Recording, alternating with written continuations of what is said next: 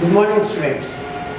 I hope you have all taken much care while performing the Diwali function, and I hope that you yourself as well as your entire family members are safe by staying at home, and I pray God that you should always be safe. As a part of the video lessons in the subject of management process for the BCom final year students 5th semester, we will start a new chapter as well as a new unit also today. Today we will go for the learning of the motivation concepts. As a convenience for you, I will go for what elements we will discuss under this concept in the coming days of this video lessons under the unit 4. This is not new for you also. Actually, the concept of motivation is a part and parcel of the functions of management. What are the various functions of management? Planning, organizing, staffing, directing, controlling, reporting and budgeting. So under the function of direction, we have so many other sub-functions. What are they? Motivation, morale, communication, supervision and so on and so forth. Leadership, so on and so forth. So now we will go for the overall learning of the concepts of motivation. First of all, why we have to study this particular motivation topic under the management process. That is more important here. If we go to the basic definition of management, management is an art and science of getting things done through others or the employees. So a manager who manages. How a manager manages? By making the people work as per the goals, as per the targets set by the management from time to time. So henceforth, if we observe, there is a need to get the things done through others, through the employees, maybe through the subordinates. So every manager, there is a huge requirement to get the employees to be motivated or the subordinates to be get motivated in order to complete the what is the expected work as well as to realize the organizational goals or the targets from time to time. So taking this into context, in this particular chapter, in this particular unit, what we will cover? We will cover the basic fundamentals of motivation, the definitions as well as the nature and the concepts of motivation, different theories of motivation, as well as how the concept of motivation is related with the concept of productivity. These are the things we will cover in this session as well as in the coming sessions too. First of all, let us go for the overall observation of the word motive. So what is the motive? There is already we know desire. There is already we know the word need. We know the word satisfaction. We have the word drives. So these are all related to the concept of motivation. Okay? So now we'll go for the overall meaning of what is a motivation. And we have a common understanding that the motivated individuals stay with a task long enough to achieve their goals. If you are highly motivated, you may be in a more feasible condition to obtain your goals or the targets. If your motivation is less or there is no motivation, vice versa, there is a situation you may not be able to achieve the goals or your targets. How the word motivation has come from? The motivation word has come from the Latin word M-O-V-E-R-E. Move. What actually this means? This means to move. Now, what is this move here? Actually, it is related to the psychological concept of a person. It is related to the psychology of a person. So when there is a shift in psychology or a change in attitude, automatically there is a change in behavior. So the motivation deals with the behavior, change of behavior. The change of behavior among the human beings as well as among the employees also in a particular organization. For example, if there is no change in behavior, when there is no change in behavior, automatically a person may be having in the old state of mind, and there may be a least preference or there may be a least recognition of need for change of the attitude, change of behavior. Right? Henceforth, there is a intrinsic level of thinking need to be changed among the employees, among the members, among the human beings. If we go for the proper understanding of the different definitions are concerned, I will go for a overall way of giving you some definitions as far as the motivation is concerned. Motivation can be defined as an inner state that activates, energizes or moves behavior towards the goal. This is one definition we have to keep in mind. What is that? Motivation can be defined as an inner state. Where is the inner state? The inner state in the psychology. Inner state in the mind of the human being. Mind of the human being. Inner state. So when once there is a change in the inner state, automatically what happens? That goes for activating the mind. Towards what? Towards the direction. Towards provides energies. Person makes a feeling of more energies and moves with a particular or expected behavior. Towards what? Towards the goal achievement of the particular situation. So henceforth, motivation can be defined as an inner state that activates, energizes or moves behavior towards the goal achievement. And the second one, the motivation can be defined as the process that accounts for an individual's intensity, direction and persistence of the efforts towards attaining a goal. So what is this? Intensity, direction and persistence of efforts. For our convenience, let us go for a diagrammatic way of expressing what actually it is.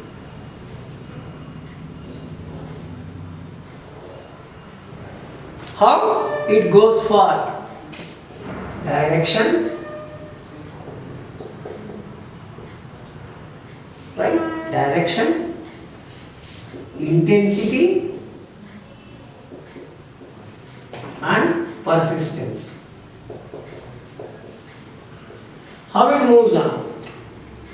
If there is intensity, it will go for towards direction. If there is proper direction, it will go for persistence. Henceforth, it is a way, it will move like a cyclical motion. Now coming to the question, what is intensity? Intensity in the sense, how a person tries. Some people tries towards doing a work in a hard manner, in a uncomparable manner, and some person takes it very light. So how a person visualizes basing upon the perception. The intensity depends upon the perception of a person. If there is a proper perception or a right perception, the intensity of a person towards realizing the goals of an organization or the completion of a work or getting an objective or objects of the organization or the department or the work or a situation, that will be more clarity enough and having more intensity of working towards the goal. Now second one is direction. So when there is intensity of a feeling on the part of a person, the person will have a creation of need in the mind. And when once the need is to be channelized in a direction, automatically there is a go for the achievement of the organizational goals, and which will lead to the job satisfaction also. If there is no direction, all the energies, all the time, all the efforts are in vain. So the intensity is there, and it is need to have a direction, with a proper direction. When once there is a proper direction, the third element what we need to go for is persistence. What is the persistence?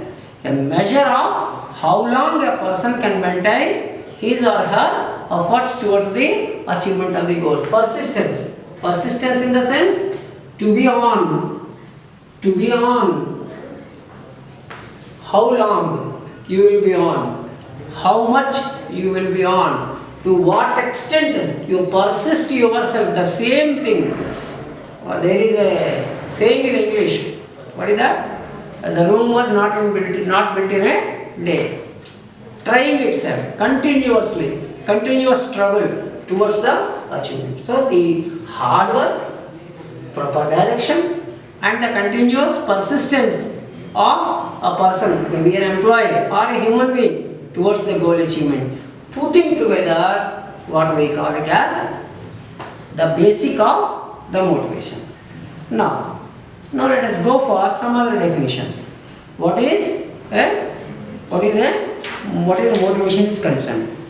There is a definition given by William G. Scott. Motivation may be defined as a planned managerial process which stimulates people to work to the best of their capabilities by providing them with motives which are based on their unfulfilled needs. Motivation means a process of stimulating people to action to accomplish their desired goals. Generally, earlier also I have mentioned that needs, wants, desires. These three words are even present in your economic subject also, as well as in your management also.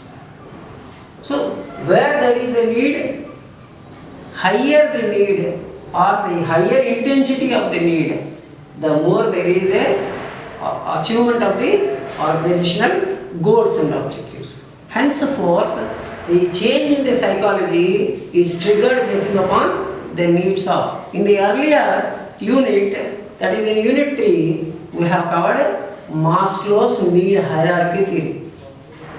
The needs have been categorized under 5 elements: physiological needs, social needs, safety needs, esteem needs, and self-actualization.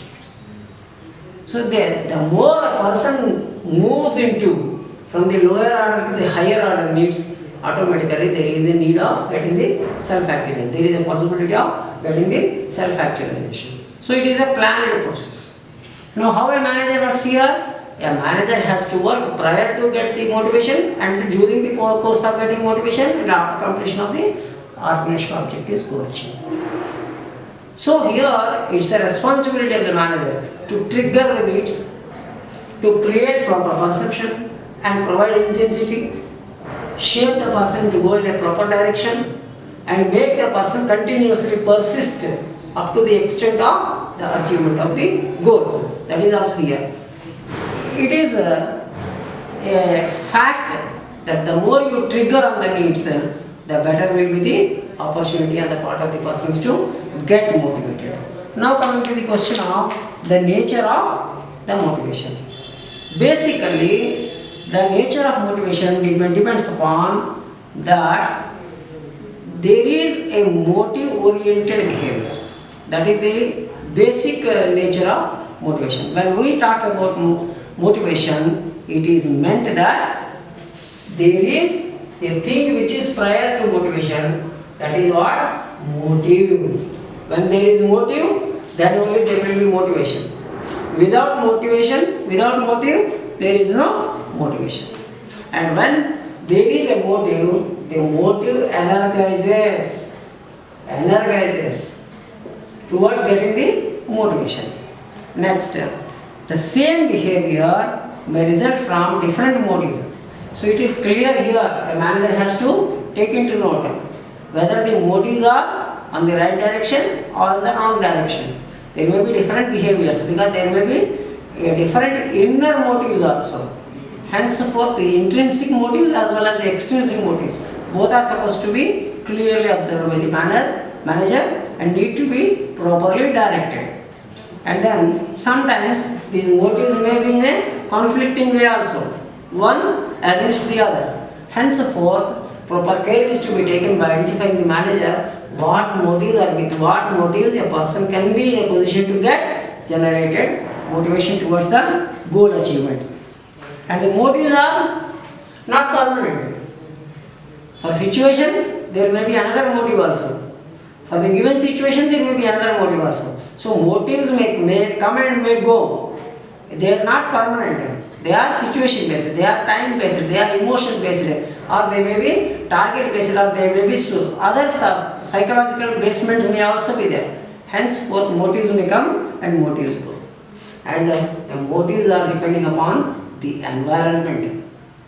Because how the environment interaction is there, how there is a interaction between the person and the environment. That's why they will go for the shaping and reshaping of the motives also. So as a part of the nature of motivation, we need to understand properly the concept of motive and motives generation. And once you have a command and control over the concept of motive, automatically it will be easier on the part of a manager to go for the creation of motivation. Now coming to the point of why to study the motivation, the importance. So we can simply say what is motivation. What is motivation? Motivation is required for a change in performance or to obtain a desired performance. How a desired performance can be obtained? By way of multiplying the ability of a person with the required level of motivation. So this is a common principle which we supposed to go for a change in the attitude of a person. When there is a change in the attitude of a person towards the goal achievement, the performance will be improved. No doubt, every person will have some abilities. But if they are not being multiplied with motivation, the question of performance does not arise. So performance depends upon ability and motivation. So the multiplication of ability and motivation leads to the performance. If you want to achieve more performance or derive more performance from an employee or a subordinate or from a human being, you need to recognize what abilities and how those abilities will be get motivated by triggering the proper needs in the mind and changing the attitude of a person, and then generate the required performance as per the situation. So what are the inputs under this? Here the basic input is a change in the human resource. Human beings are no more human beings. The human beings, when once they are targeted for a change in the performance or increase in the performance, upgradation in the performance, they will become into human resource. So putting the human resource into proper action, that is one nature, important nature of on the part of the motivation. Second one is improving the levels of the employees. There is a constant need on the part of the managers or management to go for enhancing the potentialities of the employees, potentiality of the subordinate, potentiality of the human beings or the human resources, right? So how to improve that? The efficiency levels by having them, preparing them to face the hardships, preparing them to face the challenges and making their attitude towards a competitive way of performing from time to time. That's why we can go for a change in the performance levels, right? Next one, when once there is an upgradation in the performance levels or abilities or skill set of the employees from time to time, automatically there is an achievement of the organizational goals. When once there is an achievement of the organizational goals, it will go for a creation of stability among the workforce, and which will lead to the satisfaction not only on the part of the employees or the subordinates or the human beings, as well as on the part of the organization also. So taking on these things, we can go for the proposition of the model of motivation, which will have a few things to say here under this session. What is the model of the motivation? So if you observe the model of the motivation, we will go for how the model will work upon. Right? As I said, there is a need. So need in the sense in this initial stages, unsatisfied need. Unsatisfied need. So the need will go for creating a tension on the part of the person or the employee. So when there is a tension, the drives are being activated. When once the drives are being activated, automatically there is a change in behavior. That is mobilization of requisite behavior. Mobilization of requisite behavior. When once the expected behavior is mobilized, automatically the person needs to have an incentive. Why? For what? These two questions are to be answered by way of providing the incentives. When once the incentive is provided, the drives are reduced. The drive reduction is reduced. When once the drive reduction is there, automatically there is an accomplishment of the goals or the targets, and which will lead for the creation of satisfaction. So if you strongly go through all these fundamentals, it is entirely psychological. Henceforth, in the initiation of the class, I told you that motivation is a psychological phenomenon. Motivation is a psychological activity. Motivation is a psychological action. So, when the basic definition of management says, management is an art of getting things done through others. And how you will get it? By having a change in the psychology. By triggering the basic needs on the part of the human beings to identify and make them feel some positive stress or tension, and to integrate the drives, and then a change in the mobilization of behavior expected by providing some incentives, maybe some financial incentives or non-financial incentives, whatever it may be. Positive incentives or negative, whatever it may be. And then we will go for the change in the drive, and then leads to the levels of satisfaction. With this, today we will go for the conclusion of the session, that is what? Unit 4, motivation. If you have any queries, you try to consult on the part of the assignments as well as on the queries. Tomorrow we will go for the discussion of various theories of motivation, and as a part of the various theories of motivation, we will go for what is motivation, how the theories are being applied, and how there is an impact over the concepts of motivation on the part of achieving the organizational goals. Okay? Thank you very much for being with us. You still continue yourself. Okay. Thank you. All the best. Stay safe and be happy and healthy. Okay? Thank you very much.